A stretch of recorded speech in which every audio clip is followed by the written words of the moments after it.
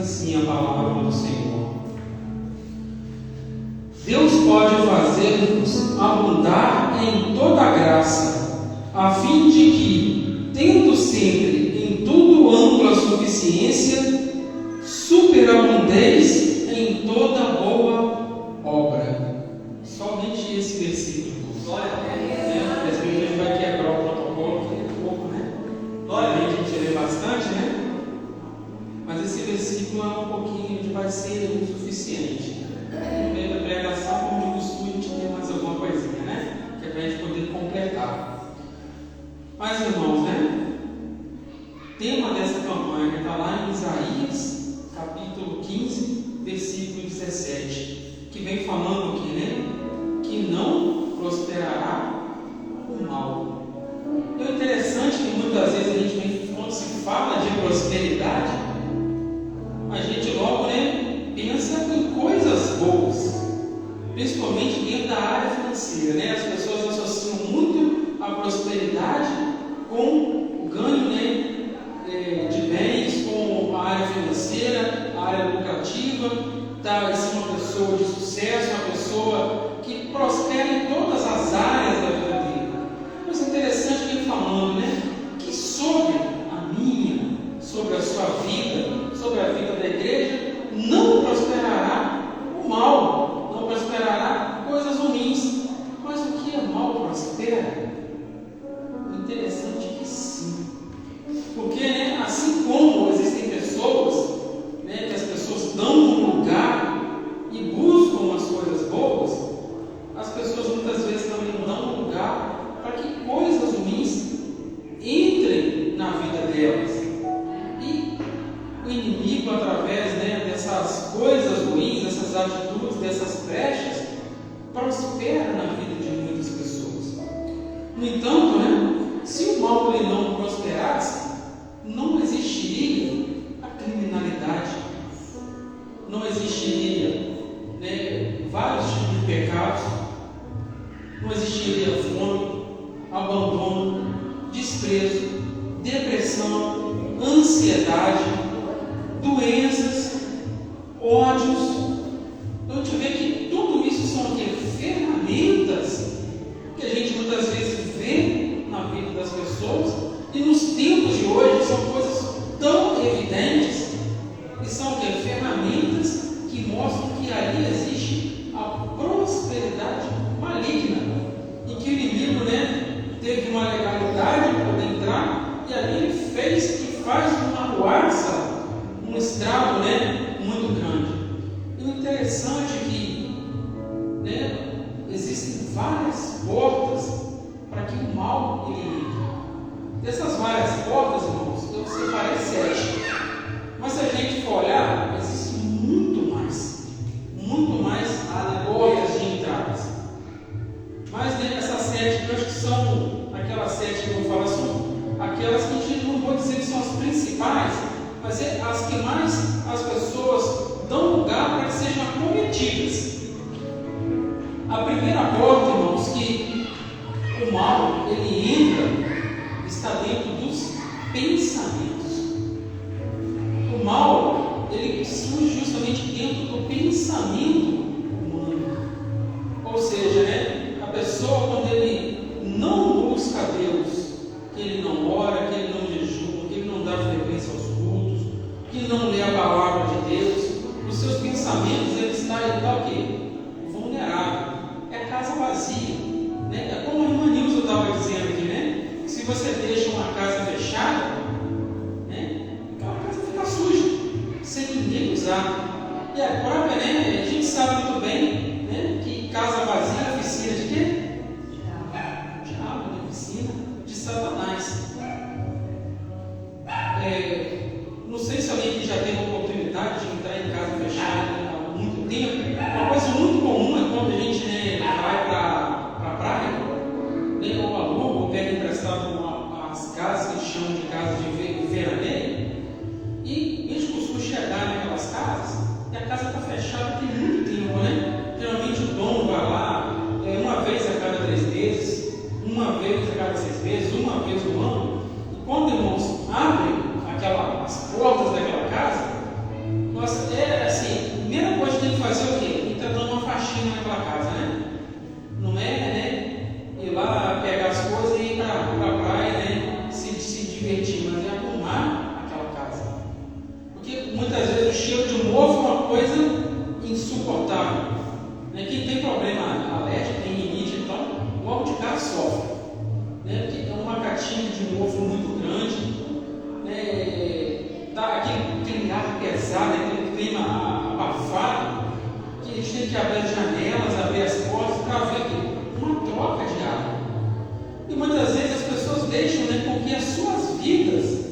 seus pensamentos ele fique como essa casa semi-abandonada, uma ausência de Deus.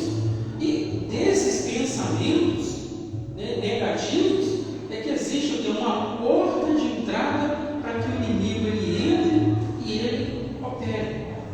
Por exemplo, a gente está, né, agora no mês de julho, no mês de setembro, né,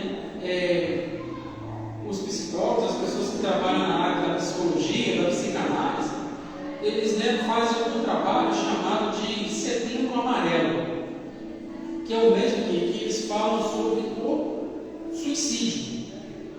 Irmãos, isso é uma coisa assim, tão real na nossa sociedade atual, que o que acontece? De onde que surge, né, esse mal tão grande? Começa justamente dentro das portas do pensamento. Que as pessoas, né, que não têm Deus, dá lugar para que o inimigo o atinja, para que surja nele maus pensamentos, pensamentos de ódio, de maldades, de derrota, de enfraquecimento, e dali vem surgindo, coisas vão se acumulando, né? E daqui a pouquinho a pessoa está totalmente o quê? Derrotada. O mal ele prosperou dentro da mente dele, tomou conta do eu dele, né? E aquilo vai, né, como um câncer, né, que vai só espalhando pelas outras partes do corpo, só espalhando metástases, e quando a pessoa vê, ele está todo o quê? Tomado, começando por um pensamento. Um outro ponto, né, que também ele está totalmente ligado ao pensamento, que é uma porta de entrada, são os olhos. Aquilo que as pessoas param para poder ver, aquilo que, né, se torna importante a partir de um olhar, é uma porta de entrada para que, né, o mal ele venha prosperar. Isso é uma coisa muito complicada, porque hoje em dia existem muitas ferramentas visuais para que o mal, né, ele se torne uma porta de entrada quando não se está em Deus. Um dos exemplos, né, que a gente pode ver são, né, a televisão, certas cenas de televisão, certos programas de televisão, certos coisas que se assistem pelo celular. Ou seja, quem não tem um filtro, não sabe filtrar, não sabe escolher, não sabe manusear as ferramentas, né, que estão na mão dele, é um grande caminho para que o mal ele possa entrar. Aquele também que fica, né, vigiando a vida dos outros, cutucando a vida do outro, né? Ou seja, né, algo está acontecendo lá na casa do vizinho e está assim. Até os que ficam agredindo nas janelas, assim, né? Ou seja, né, olhares, né, que ele não deveria ter. A gente vê que é uma das portas para que o mal ele possa entrar. Outra coisa, né, o ouvido. O ouvido, né, pessoas, por exemplo, que ficam escutando coisas que não devem. Começando, por exemplo, dando ouvido para fofoca, escutando músicas seculares, né, deixando, né, abrindo brechas para que, por aquilo que ele escuta, o inimigo ele possa entrar e trabalhar na vida dele.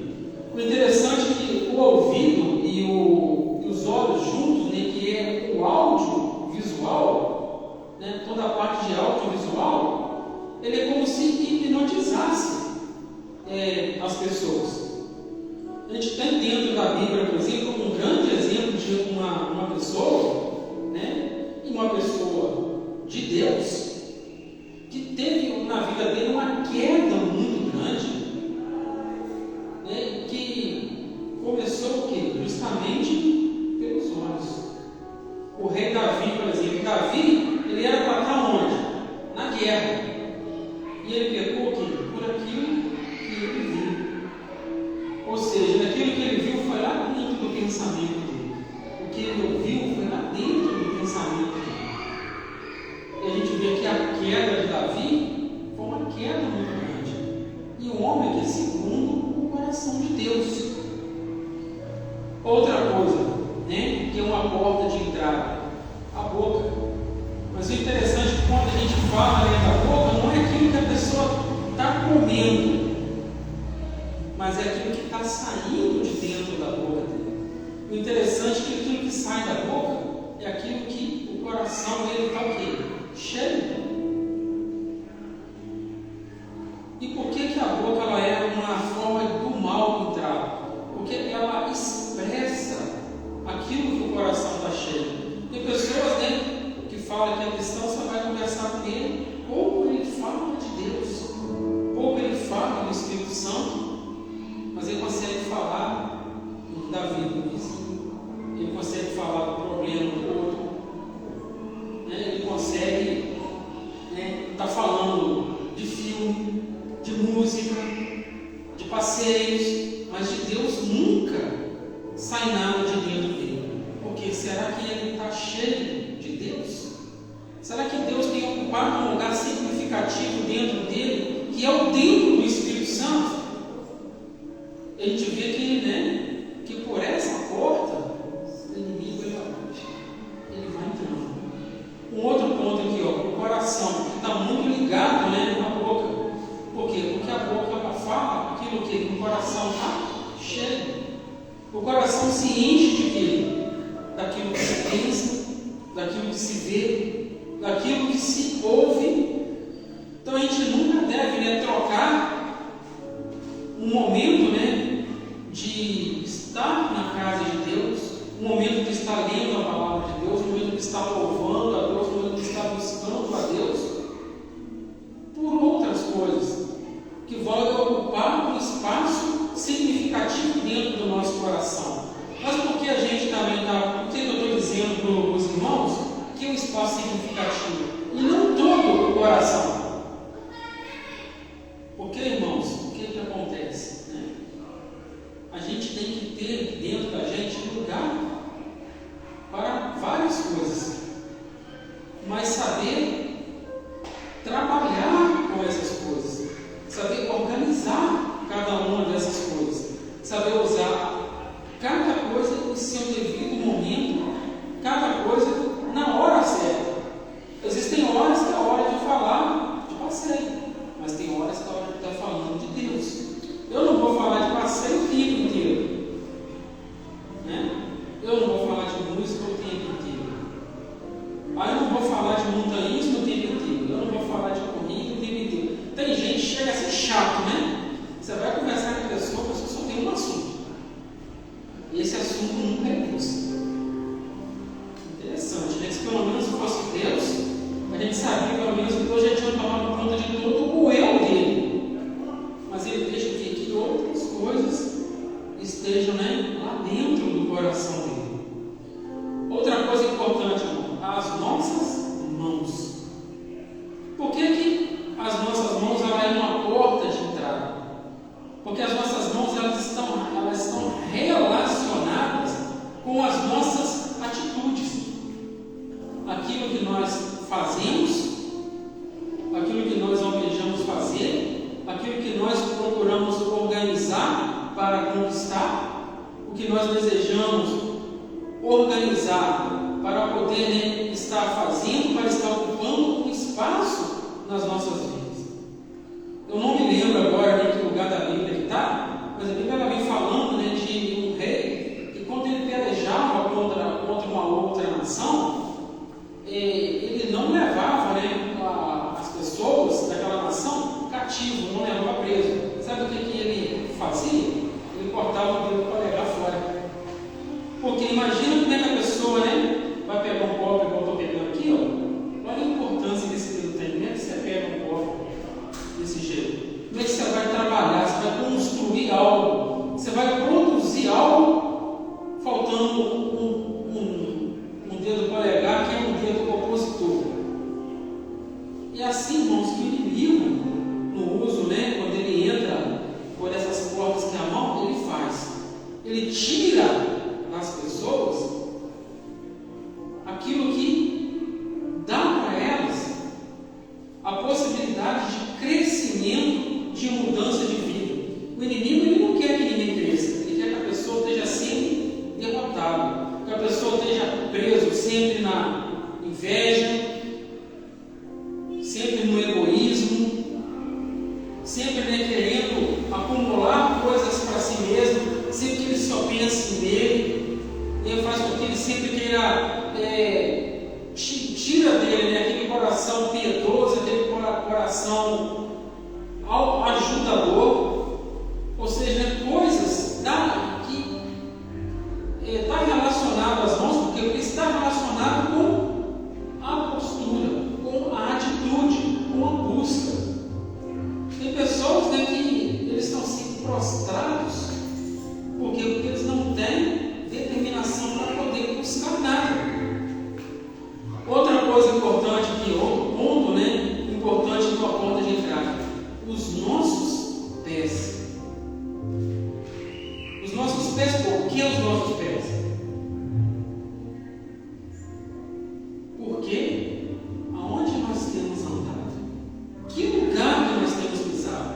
Será que nós temos tido e estado em lugares que Deus se agrada que nós estejamos? Ou será que nós temos passado, pisado, ido a lugares que não é do agrado de Deus? Tem pessoas que o mal entra na vida deles e prospera por quê? Porque eles sempre optam e está nos lugares errados, está com pessoas erradas, está misturado em situações erradas, está em caminhos errados. O que a Bíblia fala? Que o caminho ele é estreito. Que tem, que muitas vezes, que as pessoas pensam que existem caminhos, que é caminho de vida, mas no final é morte. Eu estava até na quarta-feira aqui contando na escola bíblica um caso, que eu tinha uma tia, essa minha tia ela já faleceu. Ela era pastora na Assembleia de Deus, lá em Campo Grande, na região de Medânia. E uma coisa novinha a mulher. E muitos anos atrás, meu avô era vivo ainda, ela veio visitar o meu avô, e na conversa que ela teve com o meu avô, ela começou a falar de Jesus para o meu avô. E quando ela falava para o meu avô que a porta ela é estreita, o meu avô olhou para ela e sorriu. O meu avô, muito irônico, muito brincalhão, ele tinha a língua presa. Ele virou para ela e falou assim: o sujeito tem que encher muito pouco para poder deixar de andar num caminho largo, espaçoso, para poder andar numa estrada estreita e com espinho. Mas, irmãos, o mundo que muitas vezes, ele oferece o caminho largo e as pessoas acham que está fazendo uma vantagem muito grande. Mas, na verdade, que a Bíblia fala que esse caminho largo, o caminho das facilidades, é o caminho que conduz as brechas para que o inimigo possa entrar. Ou seja, porque o caminho para se chegar até a Deus, ele é estreito. É um caminho de negação, é um caminho em que nós temos que abrir mão de muitas coisas. Não é um caminho de facilidades, mas ele é um caminho que no final da jornada, no final da caminhada, ele é um caminho de vida. Até porque o caminho estreito, por quê? Porque no céu ele não vai entrar fardos, lá não vai entrar bagagem. E aonde nós colocamos os nossos pés, ele tem muito a ver com aquilo que nós somos e quem nós somos. Eu estava levantando na escola bíblica dias atrás, que o pessoal, algumas pessoas no local de trabalho, que são evangélicos, estavam falando que em show secular, em festa de quadrilha, e perguntando se eu ia. Não, falam que eu tenho que ir. Eu falei, gente, frequente esse tipo de ambiente, não frequente esse tipo de lugar.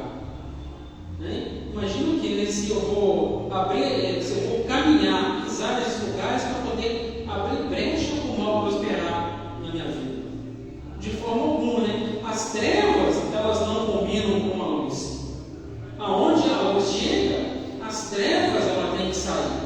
Mas nós não podemos permitir porque o mal nos contamine. Porque para o mal poder começar a agir, basta uma pontinha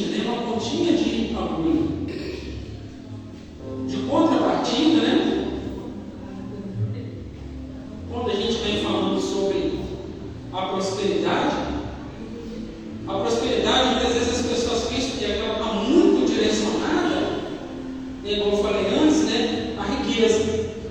Mas, irmãos, a prosperidade realmente ela pode ser financeira. E como que a pessoa começa, né? Como é que a pessoa ela adquire o quê? Uma prosperidade financeira.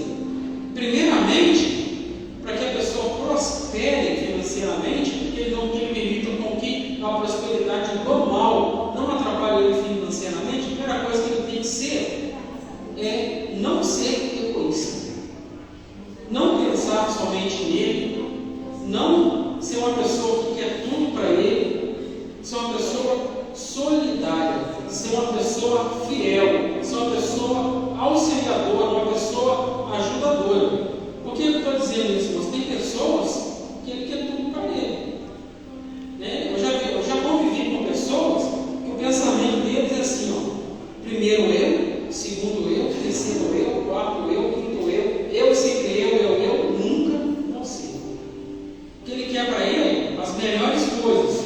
Aquilo que é dele vale muito, mas o que é dos outros não vale nada. Aquilo que é dele é bom, mas ele critica aquilo que é do outro. Aí você vai ver a pessoa, né, muitas vezes nem dizimista ele é. E quem, né, ele é fiel a Deus, começando pelos dízimos, ele é fiel em muito mais coisas, vai muito além. Ou seja, né, Deus não mantém ele como cauda, mas mantém ele como cabeça. Porque aquilo que o cabeça faz, o que uma cabeça faz? Ele não controla todo o corpo, ele não ajuda, ele não comanda todo o corpo. Então, como que uma pessoa que tem pensamento de cauda ele vai comandar alguma coisa? Ele vai o quê? Comandar aquilo que é só de interesse dele. Mas se a pessoa, né, ele quer melhorar, prosperar financeiramente, a primeira coisa que ele tem que entender é o seguinte: que ele veio nesse mundo não é para acumular coisas para si, mas para ajudar o seu próximo, ajudar o seu irmão, é para ser solidário. Assim Deus abençoa ele. Deus, né, ele é com aquele que dá e não com aquele que recolhe, que amontoa para si. Uma outra área, né, é a área social. Tem, né, pessoas, né, que quer status, que quer aparecer, ele quer ser o centro das atenções. Ele acha que onde ele tem que chegar, ele tem que ser notado. A gente vê, né, irmãos, que não é bem assim que as coisas têm que funcionar. Não é bem dessa forma, né? Então, o que acontece? Quando a gente pega, né, dentro dessa parte que a gente fala aqui da prosperidade social, né, não é nada forçado. Tem pessoas, né, que quando chega, você sente o quê? O prazer de estar junto com aquela pessoa. Muitas vezes a pessoa não faz nada. A pessoa não força nada. Mas uma pessoa que está do lado daquela pessoa te faz bem. Aí você vai ver, né? Por que aquela pessoa faz bem? Aí você vai ver que é uma pessoa que não pensa somente nela, uma pessoa que não é egoísta, uma pessoa que mede as palavras para poder conversar, uma pessoa que ele é muito mais racional do que muitas vezes sentimento, uma pessoa que se pondera, né? Então, essa parte da prosperidade social, ela é muito importante, principalmente para quem quer fazer a obra de Deus. Tem pessoas, por exemplo, que quando você toca no nome dele, aqui o irmão falando de tal, o outro já vira, rapaz, não mexe isso não, hein? Isso é enrolado. Isso fala que é crente, mas isso não vale ninguém, isso deve todo mundo, isso fala mal dos outros, isso mexe isso não, hein? Então, tipo assim, é uma pessoa que tem um status mínimo, é uma pessoa que socialmente é um mínimo. Mas quando você fala de uma pessoa que tem um bom status, a gente vê que as pessoas têm até prazer, né, de estar perto da gente, porque a gente está dando referência de uma pessoa assim. E a gente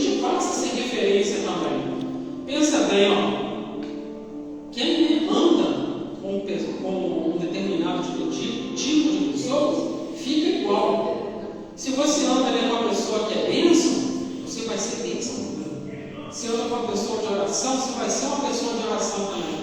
Mas vai andar com derrotado para ver. Anda junto com um murmurador que você vê. Você vai ficar um murmurador igual ele. E Deus detesta murmurador. Deus detesta reclamação. Deus, né? Se tem uma coisa que você quer provocar a ira de Deus, começa a murmurar. Deus detesta gente, detesta atitude de gente que fica murmurando. Outro ponto aqui, irmãos, é um estado de prosperidade aqui, ó, é a riqueza de tempo. A riqueza de tempo ela está muito ligada à liberdade. Por que ela está ligada à liberdade? Tem pessoas que você procura a pessoa nunca tem tempo. Né? Nunca tem tempo. Mas o tempo, né, se for olhar, é a gente que faz. Ele é montado dentro das prioridades. Claro que no decorrer do dia, da semana, muitas vezes a gente tem certos compromissos que o tempo da gente ele fica apertado. Mas tem gente, por exemplo, que nunca tem tempo para Deus. E como é que você vai explicar para o dono do tempo que você não tem tempo para ele? E o próprio Deus ele fala para a gente, né? A gente deve orar o tempo todo, até em nossos pensamentos. Eu lembro que quando eu estudava lá em Itapiruna, né, que eu ia para a aula, ia para lá fazer provas, eu montava na minha moto aqui em Olhaé, ia daqui em Itapiruna orando em pensamento, conversando com Deus em pensamento. Né? E o tempo, eu volto a dizer, ele está muito ligado à liberdade. Por que, irmãos? Existem pessoas, né,